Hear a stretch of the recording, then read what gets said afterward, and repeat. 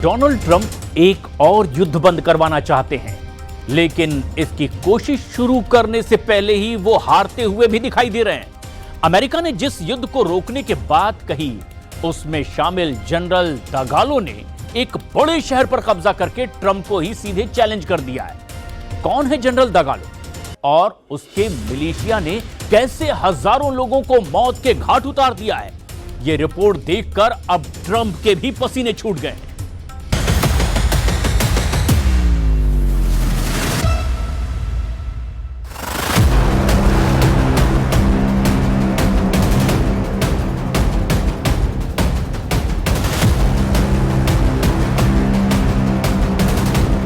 इस युद्ध में 1.5 लाख से ज्यादा लोग मारे जा चुके हैं। इस जंग में हुआ है ऐसा नरसंहार जो गाजा से भी ज्यादा खतरनाक है। लाशें रोज गिर रही है, वो भी सैकड़ों की तादाद में।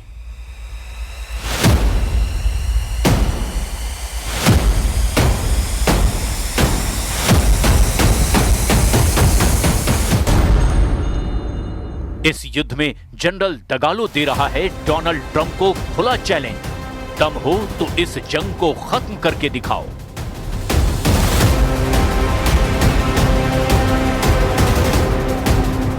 इस फ्रंट पर गाड़ियां जल रही हैं, इतनी लाशें बिखरी पड़ी हैं जिनको गिनना आसान नहीं। रोज सड़कों पर लोग मारे जा रहे हैं।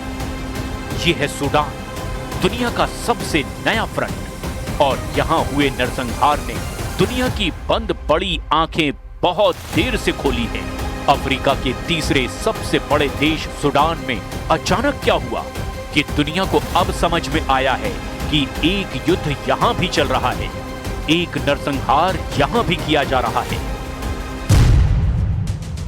क्योंकि जब यूक्रेन में रूस का वो युद्ध जारी है जिसमें ज़ेलेंस्की रोजाना जमीन खोते जा रहे हैं, जब गाजा में हमास और इजराइल का युद्ध विराम सुई की नोक पर टिका हुआ है, लेबनान, सीरिया जैसे फ्रंट के साथ यमन पर किसी भी वक्त इजराइल के बंकर बस्टर बम गिरने लगते हैं।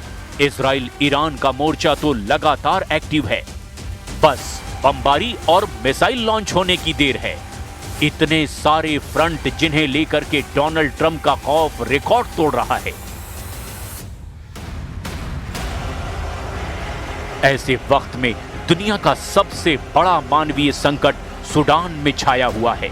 अफ्रीकी देश सूडान में आखिर क्या हुआ, इसे बहुत गौर से समझिएगा, क्योंकि इसका रिश्ता दुनिया के कई मोर्चों से है, कई देशों से है, कई ऐसी ताकतों से है जो दुनिया को अपने युद्ध से भस्म कर सकते हैं। लंबे वक्त से अस्थिरता की जमीन बन चुके सूडान में दो कमांडर एक दूसरे के खून के प्यासे हैं।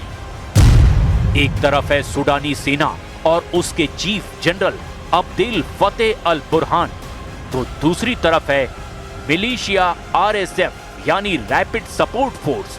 इसका कमांडर है मोहम्मद हमदान दगालो। RSF को दारपुर में हुई हिंसा के लिए कुख्यात माना जाता है। इन दोनों कमांडरों की लड़ाई ने डोनाल्ड ट्रंप के लिए बहुत बड़ा चैलेंज पेश कर दिया है।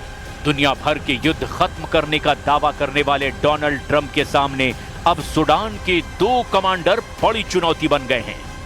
अकीद القيادة الموجودة هناك بما فيها لجنة الأمن قدروا تقديرات بأنه يجب أن يغادروا المدينة نسبة لما تعرض 1990 में सूडान के लंबे समय तक शासक रहे ओमर अल बशीर को जनता के विरोध प्रदर्शन के बाद हटा दिया गया था। उसके बाद सूडान में संयुक्त सरकार तो बनी, लेकिन सेना के कमांडरों के बीच शुरू हुई ऐसी लड़ाई जो अब नरसंहार की वजह बन चुकी है। मिलिशिया रैपिड सपोर्ट फोर्स यानी कि RSF को सूडान की सेना में शामिल किया जाना तय हुआ था, लेकिन 2023 में RSF के जनरल दगालो को लगा कि इस एकीकरण से उसका असर खत्म हो जाएगा। तभी से सूडान की सेना और RSF के बीच युद्ध शुरू हो गया है।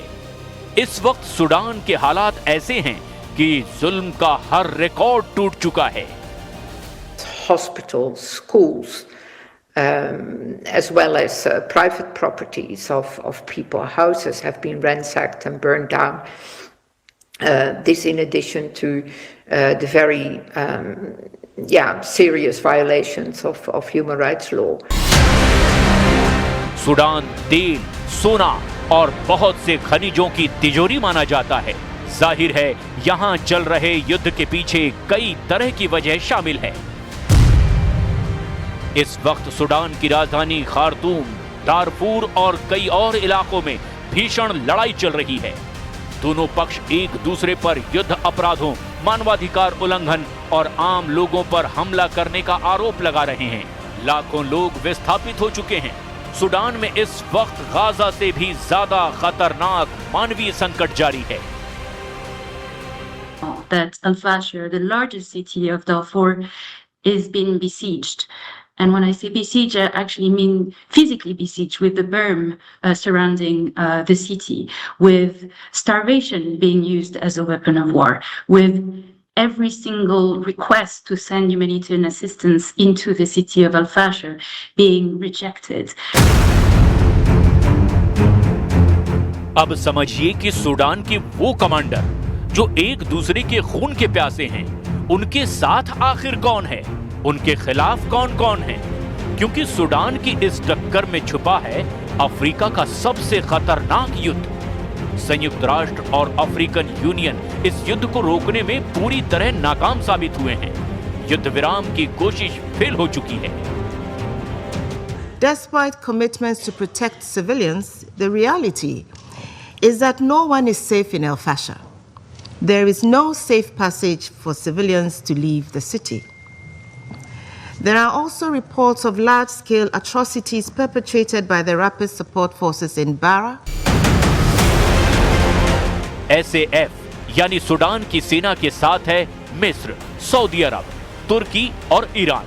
रूस भी सूडान की सेना के साथ है। SAF के जनरल बुरहान को इस युद्ध में सबसे ज्यादा मदद मिस्र और सऊदी अरब से मिल रही है। वहीं रैपिड सपोर्ट फोर्स के जनरल दगालो के साथ है UAE यानी संयुक्त अरब अमीरात, जो जनरल दगालो को सबसे ज्यादा हथियार सप्लाई कर रहा है, फंडिंग कर रहा है, रणनीति भी वही बना रहा है। इसके अलावा युगांडा, चाड, लीबिया और दक्षिण सूडान भी RSF के साथ है। सबसे खराब हालत पश्चिमी दारफुर के हैं। यहां पर RSF की चढ़ाई ने सूडान की सेना में खलबली मचा दी है। यहां मौजूद लाखों लोगों को डर है कि जनरल दगालो की फोर्स RSF उनका भी वही हाल करेगी जो सूडान में बाकी जगह किया गया है। Rifles report of widespread ethnically and politically motivated killing, indiscriminate violence affecting in particularly the most vulnerable. We have accounts of people with disabilities who were executed, who were killed as they were unable to flee. But we also hear people that are trying to leave the city. अब ये समझने की जरूरत है कि Sudan में हो रहे नरसंहार में दोनों कमांडरों को जो मदद मिल रही है, उसमें उनको अरब देश की मदद मिल रही है। तुर्की और ईरान भी एक पक्ष के साथ हैं। सऊदी अरब के क्राउन प्रिंस मोहम्मद बिन सलमान हो या फिर तुर्की के राष्ट्रपति एर्दोआन, ईरान के सर्वोच्च नेता अली खामनेई हो या फिर व्लादिमीर पुतिन, क्योंकि सूडान की सेना के साथ अब रूस भी खड़ा हुआ नजर आ रहा है। जबकि UAE के राष्ट्रपति शेख मोहम्मद बिन जायद अल नहयान RSF के साथ हैं। RSF पर ही इस वक्त सबसे ज्यादा खून खराबे का आरोप है। RSF पर दारफुर के लोगों के घर जलाने, मेडिकल कर्मियों की हत्या और सुरक्षित जगह के लिए भाग रहे लोगों पर फायरिंग का भी इल्जाम है। कुल मिलाकर ये जंग अब सूडान से भी ज्यादा अरब देशों का अखाड़ा बनती हुई नजर आ रही है। Protection concerns and the protection needs are tremendous. We see constant violations of international human rights law, of international humanitarian law. People report the killings, arrest and detention, very often tortured in detention, but also looting, extortion, and then in particularly affecting women and children, the gender-based violence, rape. इसमें कोई शक नहीं कि SAF और RSF के बीच चल रही हुकूमत पाने की जंग ने सूडान को मौत, भूख और बर्बादी के अंधेरे में धकेल दिया है। अल-फाशर में 300 महिलाओं के साथ दरिंदगी की गई, जबकि लाखों लोग खाने के लिए तड़प रहे हैं। लोग जानवरों की खाल और उनका चारा खाने तक को मजबूर हो गए हैं। सूडान में अब तक के युद्ध में 1.5 लाख से ज्यादा लोग मारे जा चुके हैं, जबकि इस युद्ध की वजह से करीब 1.5 करोड़ विस्थापित हो चुके हैं। गाजा के साथ साथ इतनी बड़ी त्रासदी अफ्रीका में होती रही और दुनिया आंख बंद करके देखती रही। सूडान की हालत बहुत ज्यादा खराब है। एक तरह से संयुक्त राष्ट्र ने भी अपने हाथ खड़े कर दिए हैं, क्योंकि सूडान के 2 जनरलों के बीच सत्ता की लड़ाई ने इस अफ्रीकी देश को नरसंहार का सबसे बड़ा फ्लैश पॉइंट बना दिया है। Given the cataclysmic violence in Al-Fashir, states, especially those who have influence over the parties to the conflict, are put on notice that unless they act quickly and decisively, there will be more of the carnage and bloodshed and the atrocities that we have already witnessed. The Security Council's arms embargo is clear. The provision of continuing military support to sustain parties committing serious violations must stop. अब ऐसे में सवाल ये है कि Donald Trump Sudan को लेकर क्या करने जा रहे हैं? क्यों वो इस जंग को वैसे ही देखते रहेंगे जैसे उन्होंने यूक्रेन और गाजा की बमबारी को देखा है? डोनाल्ड ट्रंप ने जब राष्ट्रपति पद की शपथ ली थी, तब अमेरिका का रुख आरएसएफ को लेकर बहुत सख्त था। अमेरिका ने माना था कि जनरल दगालो और उसका मिलिशिया सूडान में नरसंहार के लिए जिम्मेदार हैं। लेकिन अमेरिका ने यह भी माना कि सूडान की सेना ने इस जंग में रासायनिक हथियारों का इस्तेमाल किया है। ऐसे में सूडान के युद्ध में दोनों जनरल ट्रंप को चैलेंज कर रहे हैं कि दम हो तो इस जंग को खत्म करके दिखाओ, क्योंकि सूडान में चल रहे गृह युद्ध में अब तक 1.5 लाख से ज्यादा लोग मारे जा चुके हैं।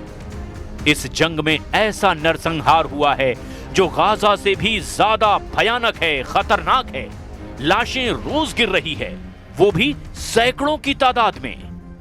जब 2023 में सूडान की सेना और आरएसएफ के बीच युद्ध शुरू हुआ था, तब अमेरिका ने अपने नागरिकों को वहां से फौरन निकाल लिया था। खार्तूम दूतावास भी खाली करा लिया गया था। लेकिन अब यहां चल रही जंग ट्रंप के लिए बड़ा तनाव बन सकती है, अगर उन्हें इसकी फिक्र सता रही हो। लेकिन गाजा में युद्ध विराम करवाकर ट्रंप 8 जंग बंद करवाने का दावा कर चुके हैं।